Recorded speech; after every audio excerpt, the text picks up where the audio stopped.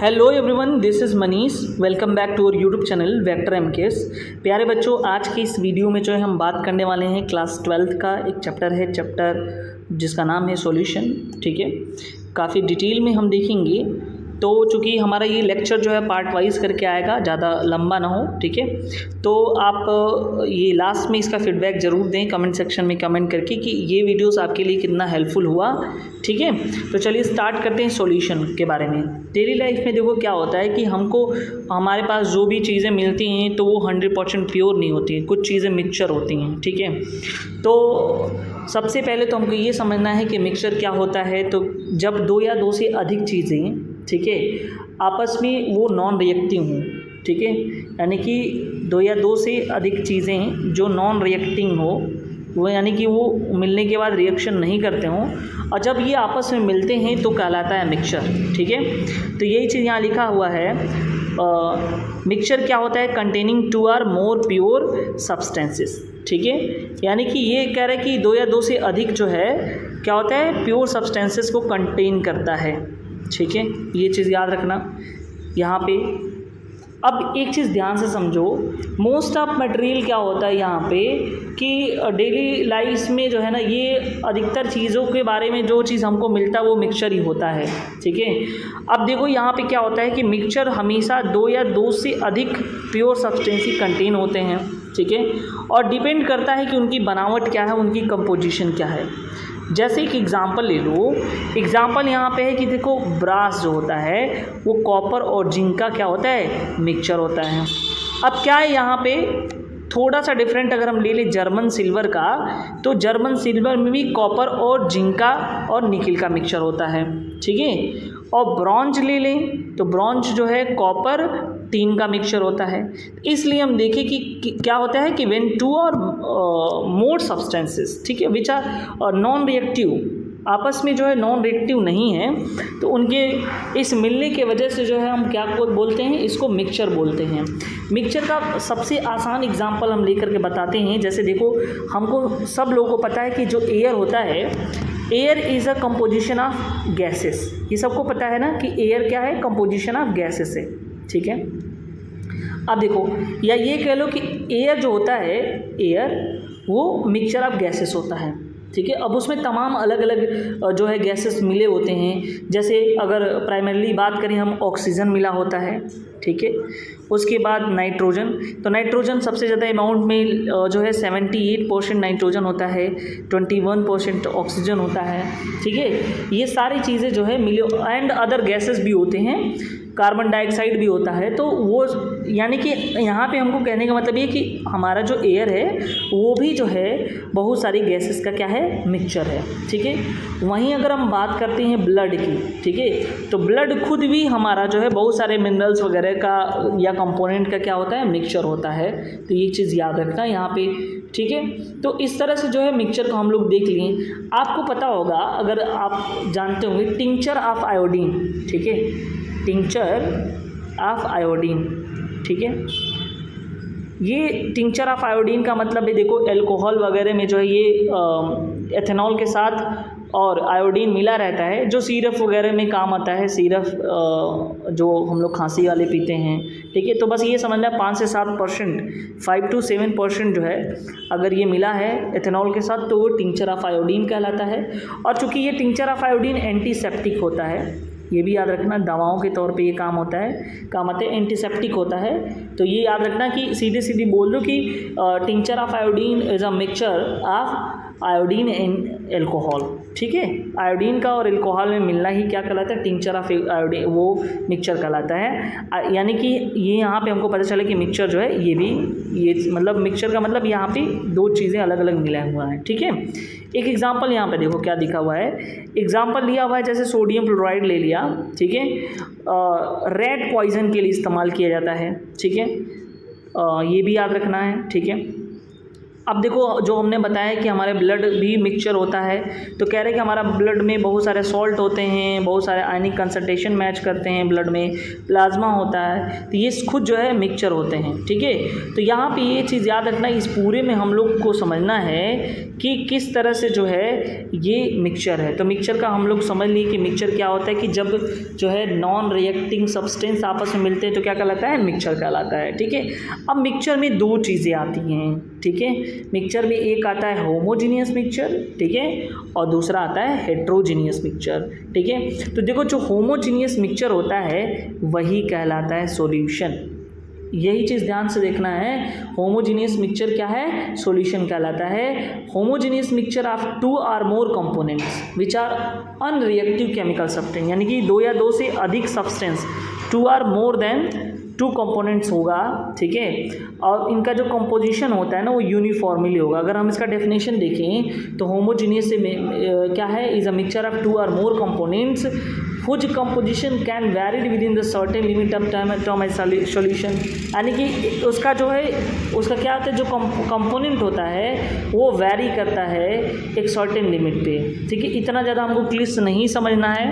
अगर आसान हम भाषा में समझें तो होमोजीनियस मिक्सचर क्या होता है, 2 या 2 से अधिक कंपोनेंट अगर इस तरह से आपस में मिल गए हों जिसको हम नेक डाई से देख ही न पाएँ कि मिले हुए हैं। ठीक है, यानी ये कह लो कि यूनिफॉर्मली जो है तरीके से मिल गए हों ताकि तुम ये न जान पाओ कि इसमें ये मिला हुआ है। ठीक है, तो उसको बोलते हो होमोजेनियस। जैसे मान लो अगर तुम ले लो स्वीट वाटर, ठीक है, यानी कि शरबत बना लिए हो, ठीक है, इसी के सामने रख दो, अब उससे पूछो कि इसमें क्या क्या चीज़ मिला हुआ है, तो जब तक वो टेस्ट नहीं करेगा वो ये नहीं बता पाएगा कि इसमें जो है ये जो है चीनी पानी का घोल है, यानी कि शुगर और वाटर का सॉल्यूशन है। ठीक है, तो ये चीज़ बिल्कुल यहाँ समझना है कि तो हमको पता चले कि होमोजीनियस मिक्सचर क्या होता है। होमोजीनियस मिक्सचर एक ऐसा मिक्सचर होता है जिसमें 2 या 2 से अधिक कंपोनेंट होते हैं, वो आपस में ऐसे घुल मिल जाते हैं जिसको हम अपनी नेक डाई से नहीं देख पाएंगे कि वो कैसे जुड़े। हाँ, एक अलग बात है कि माइक्रोस्कोप से या इलेक्ट्रॉन माइक्रोस्कोप से हम देख सकते हैं उसके कंपोनेंट को,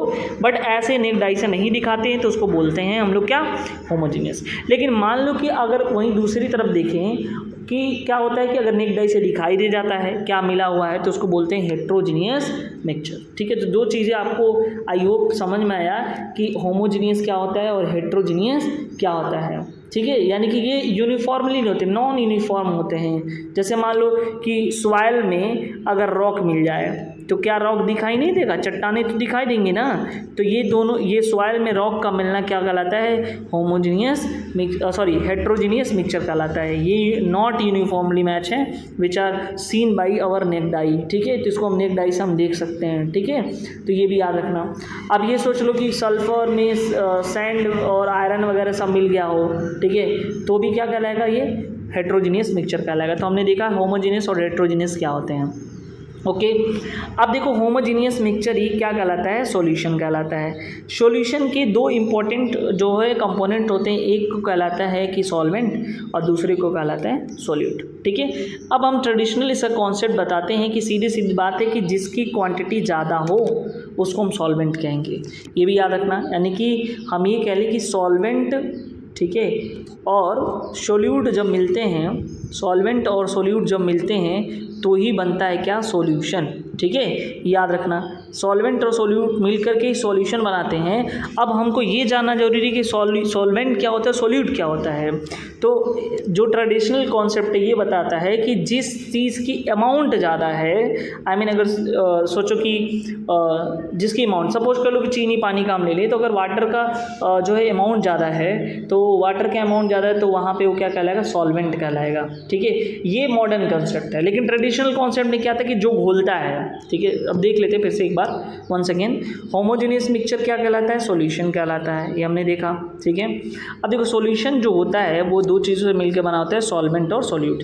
जनरली क्या होता है, हम लोग जानते हैं कि जो घोलता है, ठीक है, जो डिज़ोल्व करता है, ठीक है, जो डिज़ोल्व करने में हेल्प करता है वो सॉल्वेंट कहलाता है, वो सॉल्वेंट कहलाता है। जैसे मान लो पानी जो है चीनी को जो है घोल देगा, तो ये क्या हुआ, सॉल्वेंट हुआ। वैसे भी वाटर को यूनिवर्सल सॉल्वेंट कहते हैं, अगर कुछ चीज़ों को छोड़ दिया जाए तो लगभग वाटर जो है अधिकतर चीज़ों को घोल देता है, इसलिए यूनिवर्सल सॉल्वेंट भी कहते हैं, ठीक है। और जो घुलता है which are dissolve in certain liquid, है ना, तो या वाटर, तो उसको बोलते हैं हम लोग क्या, सॉल्यूट। तो ये जो है पुराना कॉन्सेप्ट था, ठीक है। लेकिन मॉडर्न कॉन्सेप्ट क्या आया, अब देखो यहाँ पे जो मॉडर्न कॉन्सेप्ट आया तो ये बताया कि जिसकी अमाउंट ज़्यादा होगा वो सॉल्वेंट होंगे, जिसकी अमाउंट ज़्यादा वो सॉल्वेंट होंगे, जिसकी अमाउंट कम होगा वो क्या कहलाएगा, सोल्यूट कहलाएगा। तो ये भी याद रखना। देखो यहाँ पे लिखा भी है, the component that is present in the largest quantity is known as a solvent and solvent determine the physical state which is solution exist more component present, यानी उसके अलावा जो है वो सोल्यूट कहलाता है, ये भी याद रखना। तो हमने देखा कि बेसिक क्या होता है, सॉल्यूट सॉल्वेंट क्या होते हैं, ठीक है। तो ये चीज़ हमने यहाँ पे देख लिया।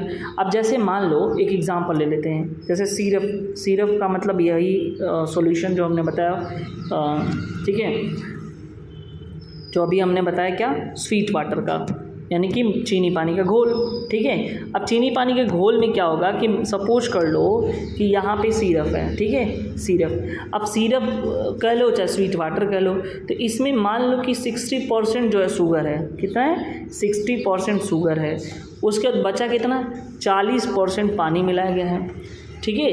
तो यहाँ पे क्या है, अब हमने बताया कि जिसका ज़्यादा अमाउंट है वही तो क्या कहलाएगा, सॉल्वेंट कहलाएगा। तो यहाँ पे सॉल्वेंट कौन है, तो वाटर यहाँ पे 60% है, इसकी अमाउंट ज़्यादा है तो वाटर क्या होगा, सॉल्वेंट हो जाएगा। जिसकी अमाउंट कम है वो सॉल्यूट हो जाएगा। तो यानी कि 40% हमने जो है शुगर मिलाया था, यानी कि चीनी मिलाया था, ठीक है, तो ये क्या होगा, तुम्हारा सॉल्यूट हो जाएगा। तो आई होप ये चीज़ें समझ में आई आपको। अब सोचो यहाँ पे कि अगर मान लो अल्कोहल को पानी में मिला दे, बहुत लोग देखोगे कि जो है उसको डाइल्यूट करते हैं, उसके बाद पीते हैं, तो अल्कोहल की अमाउंट तो कम होती है ना जी, अल्कोहल की अमाउंट कम होती है, और पानी मान लो अगर इतना लिया, इतना पानी लिया, उसमें अल्कोहल थोड़ा सा मिला दिया, तो जिसकी अमाउंट कम हुई, किसकी, अल्कोहल की, तो ये सॉल्यूट हुआ, वाटर क्या हुआ, सॉल्वेंट हुआ। इस तरह से हमने देखा सॉल्यूट और सॉल्वेंट क्या होते हैं, ठीक है। अब देखो यहाँ पे अगर इसके हिसाब से देखें तो यहाँ पे कह रहे हैं कि देखो इसके हिसाब से solution other than solvent is solute. अब यूनिट इसका जो है डिवाइड किया गया बाइनरी सॉल्यूशन, मतलब बाइनरी सॉल्यूशन, उस पर टर्नरी, जिसको टर्सरी बोलते हैं, क्वाटर्नरी सॉल्यूशन। अब ये सीधी सीधी बात ये बोलता है ना कि देखो अगर मान लो कि तुम्हारे पास जो सॉल्यूशन बन रहा है उसमें 2 ही कंपोनेंट हों, जो सॉल्यूशन हमारा उसमें अगर 2 कंपोनेंट हो तो ऐसे को बोलेंगे हम लोग क्या, कि वो जो है बाइनरी सॉल्यूशन है। जैसे मान लो शुगर और प्लस वाटर हमने मिलाया, तब यहाँ पे 2 ही कंपोनेंट दिखाई दे रहे हैं, शुगर के बाद वाटर, तो 2 कंपोनेंट हो तो ये बाइनरी कहलाएगा। 3 कंपोनेंट मिल जाता, सपोज कर लो उसमें नींबू डाल दिया या कोई तीसरा चीज़ डाल दिया, तो वो टर्सरी या टर्नरी को जो है सॉल्यूशन कहलाएगा। वैसे 4 मिल गया तो क्वाटर्नरी होगा। तो जैसे इसका हम लोग एग्जाम्पल देख रहे हैं, वैसे ही केमिकल में भी होता है कि किस तरह से जो है बाइनरी हो गया, किस तरह से जो है टर्सरी हो गया, ठीक है। इस हिसाब से जो हम लोग इसको देखेंगे। तो आई होप ये चीज़ें आपको समझ में आया। तो हमने आज के इस सेशन में हमने डिस्कस किया क्या, कि क्या होता है सॉल्यूशन, क्या होता है मिक्सचर, कैसे कौन सा मिक्सचर सॉल्यूशन कहलाता है, ठीक है, ये हमने देखा। नेक्स्ट वीडियो में हम देखेंगे टाइप्स ऑफ सॉल्यूशन के बारे में, ठीक है। Thank you so much.